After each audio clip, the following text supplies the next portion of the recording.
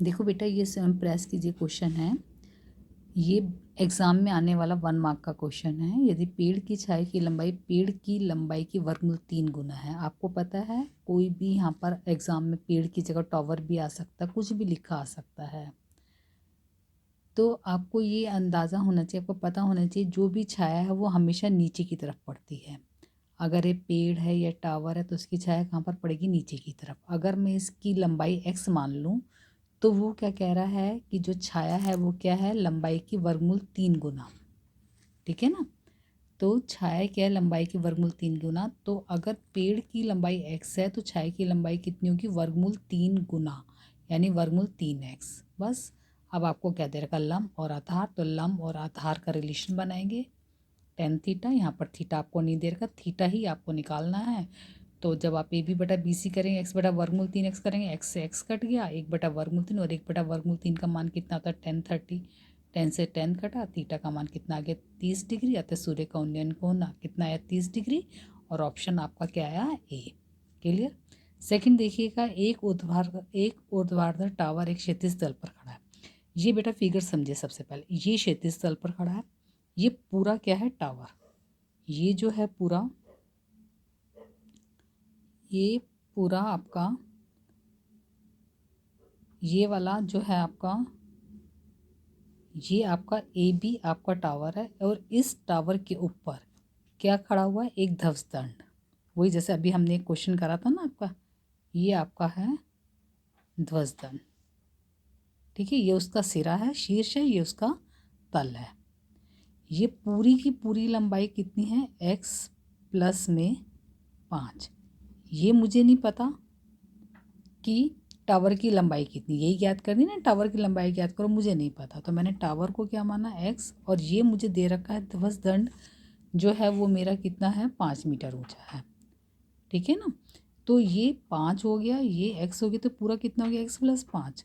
अब देखिए एक समकोण त्रिभुज मेरा ये बन गया, और साथ में वो यहाँ पर ये भी बता रहा है कि समतल पर एक बिंदु से ध्वज दंड की नीचे की ओर, नीचे और ऊपर के उन्नयन कोण, यानी आंख मेरी यहाँ पर है। ठीक है, अब ये जब इस ध्वज दंड के सिरे को देखता है, इस वाले निचले सिरे को देखता है, तो कोण बन रहा है 45 डिग्री।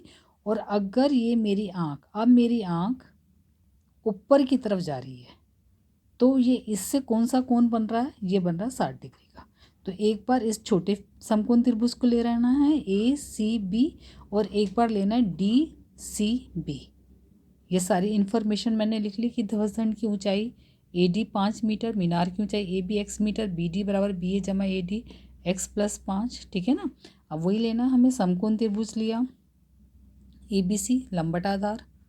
ठीक है ना? छोटा वाला लेंगे 45 डिग्री, तो आपको पता है ना लंब बराबर आधार के होता है, क्योंकि 10 45 1 होता है। तो एक्स का मान बी सी आ गया। क्लियर?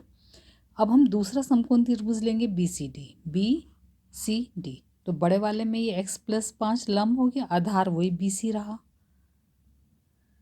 तो बी डी बटा बी सी बराबर वर्गमूल 3, बी डी मेरा 5 प्लस एक्स बी सी।